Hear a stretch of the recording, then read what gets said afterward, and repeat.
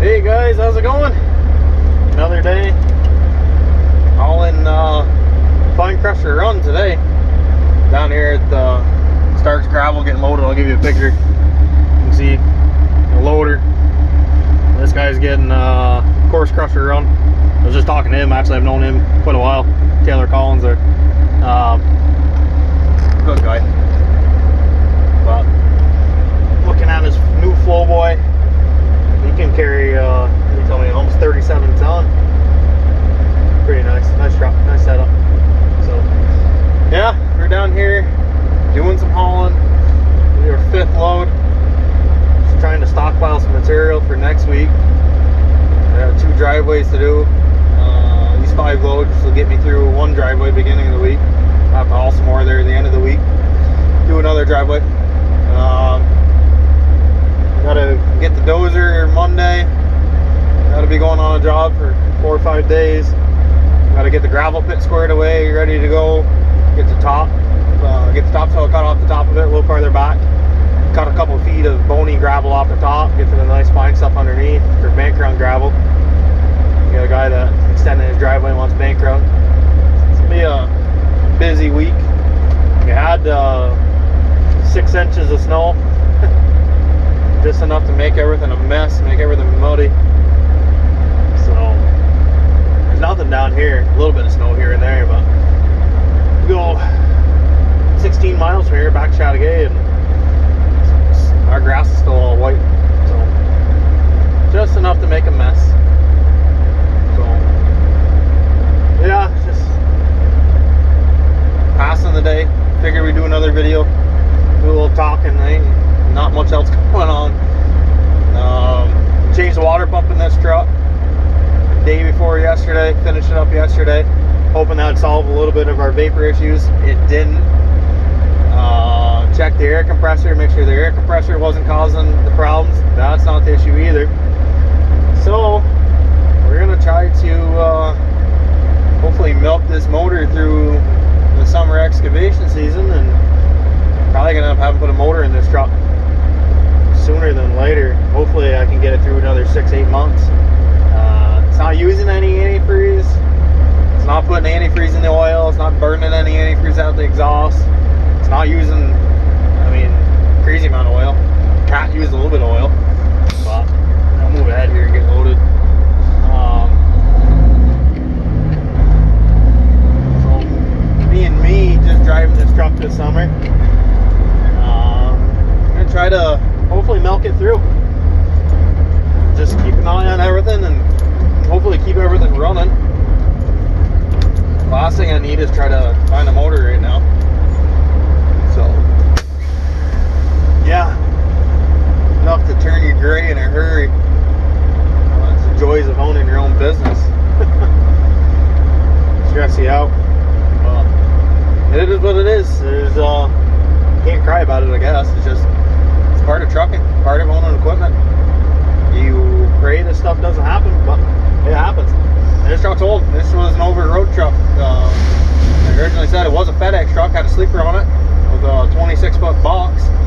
And then after that, it was shortened up, sleeper taken off, turned into a tractor for a few years, and I bought it and converted it to a dump. And it's got a lot of miles, 900-something thousand on this truck, almost 1 million. Would lead me to believe that it's had bearings and common, you do base bearings, and I can't even think right now, but it's been freshened up at some point. You'd think so, on here with 900,000. Well, we'll see. Hopefully we can get it through the summer. Yeah, so I appreciate the comments that we've been getting on the channel. We'll try to get some better content, hopefully. The dozer working this week and some other stuff going on. Try to push this channel a little bit, hopefully get some more subscribers. And if you guys got any questions or anything you want to see, just let me know. Pretty much do everything. 15, 16 something. If there's anything you guys want to see, whether it's not even on the excavation end, said we do the roll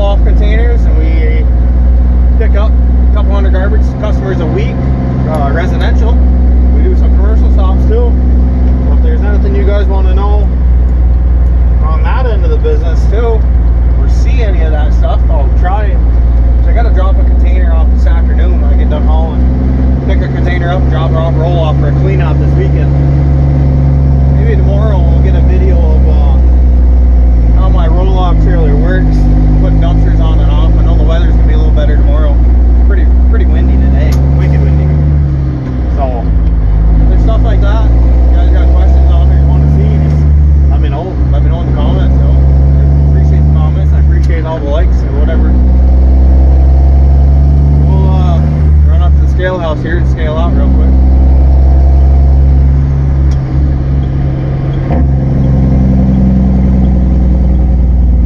This is where I'd say 90% of my material comes out of this quarry down here.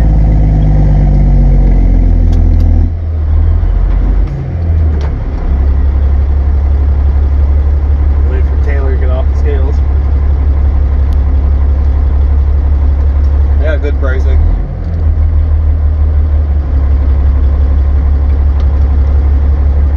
Good material too. Stuff packs really good. Customers are really happy with it. I've probably been hauling out of here 3 years now. It's close to home. I can do a load in an hour, so it works out good. Get scaled out and hit the road again. Give you a little background on while we're driving here. I got nothing else to do. Give you a little background on what I've been up to and how this all came about.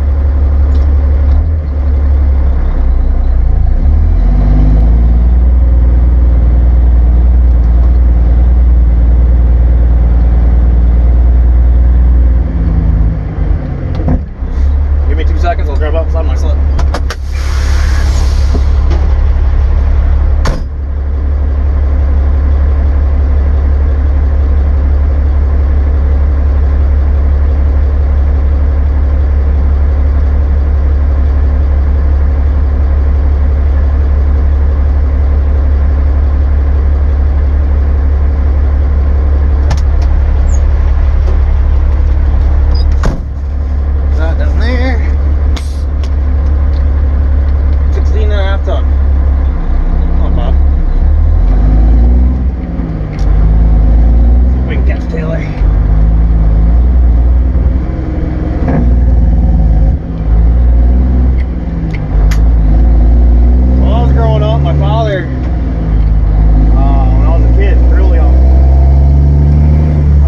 Tractor earlier, owned his own business.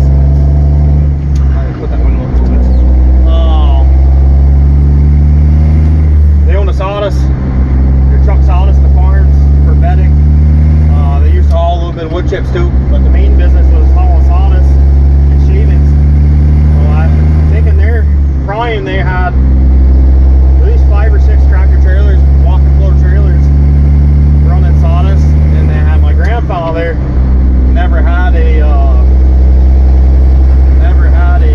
Class A license, so he ran. He had a Class B.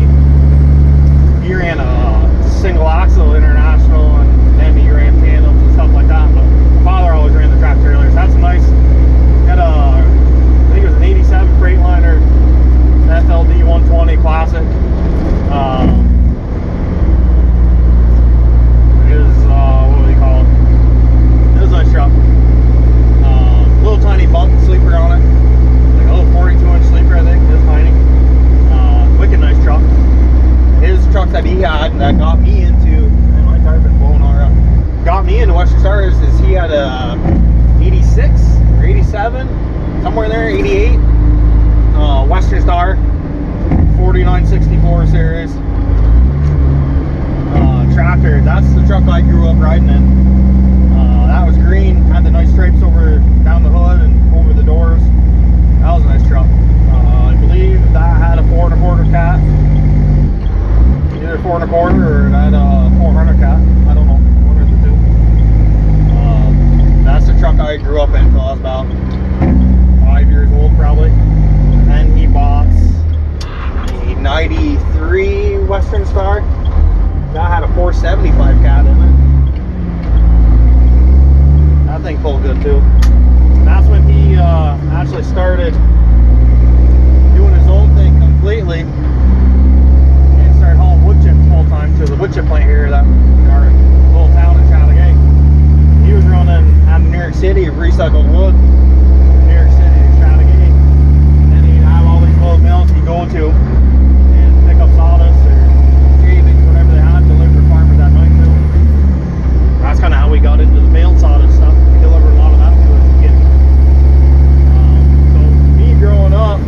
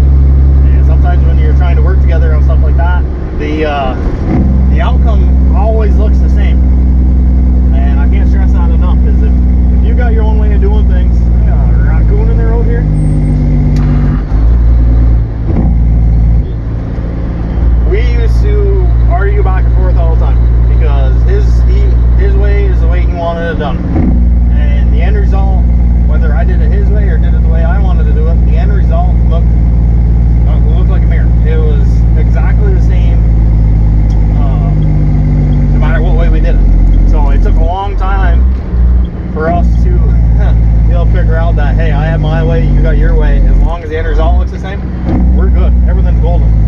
And you know, working for family, it can be hard at times because when you're hard-headed, like we are, you're always right. You always have the best way. Which, as you get older, you figure out, hey, it doesn't matter who's got the best way, who knows more, who knows anything. Just as long as business gets done and people are happy and everybody's satisfied, at the end of the day, that's all that matters. So, I had a little falling out with my father and thought the grass would be greener somewhere else, and I actually took a job like 5 years ago now. Working for our local highway department. Went on as an operator. I was making decent money, but the grass isn't always greener. Just not my style of work, not the way I was brought up how to work. The way things were done. I mean, they're a decent bunch of guys on that crew, but I was used to working from sun up to sundown, and when sun went down, I went and worked somewhere else. Nothing to work 16, 18 hours a day. And you go there and you sit a lot, which was hard to get used to. And I didn't get used to it, and I couldn't gel with the way that stuff was going. So 8 months into it, I got done. And that's when I came back and approached my father and said, all right, I know the ins and outs of the garbage business, and I want to expand into excavation, so what do you want for the garbage business? And he gave me a price, and I took it over immediately. And that was 4 years ago. 4 years ago. So you got to do what makes you happy. Now, owning your business isn't for anybody, or everybody, I should say. It is stressful. I mean, you got bills to pay, and you're relying on people that you're doing the work for that are going to pay you in a timely manner so you can keep paying your bills. It can get very stressful. But on the flip side of that, I don't think there's anything more rewarding than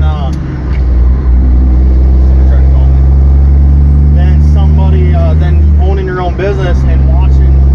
The first few years can be tough, but watching your growth over those years,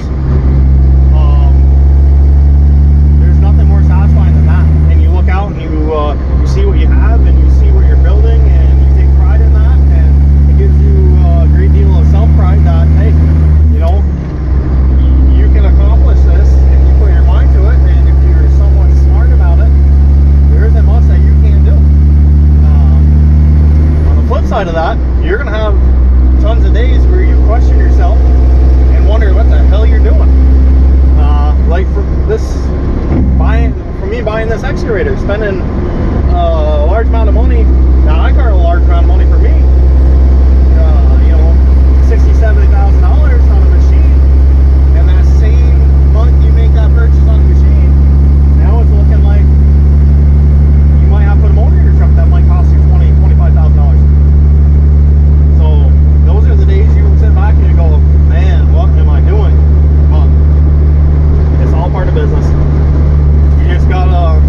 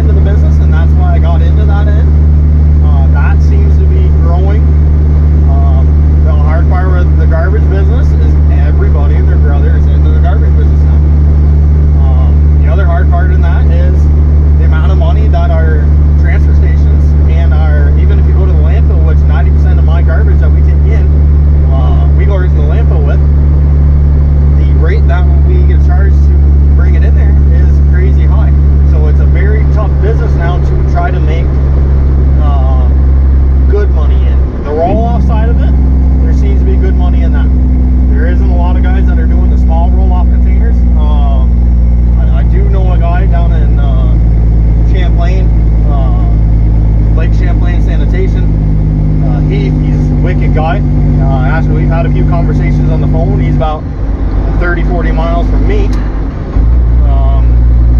He does the roll-offs. He's got the same unit I have. I believe he's got 2 of those units now, but he's killing it. Down Champlain area, he is killing it. And hats off to him, because he knows what he's doing, and he's making the best of it, and he's doing a fantastic job with it. But it's all on finding your niche and seeing what people need, and going after it and getting it. You got to be a go-getter in this business, whether it's the excavation or the garbage, or if you're putting on siding or housing or roofing or anything. You have to be a go-getter. Tons of traffic. So yeah, it's just me rambling, driving and rambling. Man, traffic is crazy today. So yeah, I guess the moral of this video is just, if you've got a dream you want to do, just go after it. It's not gonna be easy. There'll be tons of freaking stress, but go get it.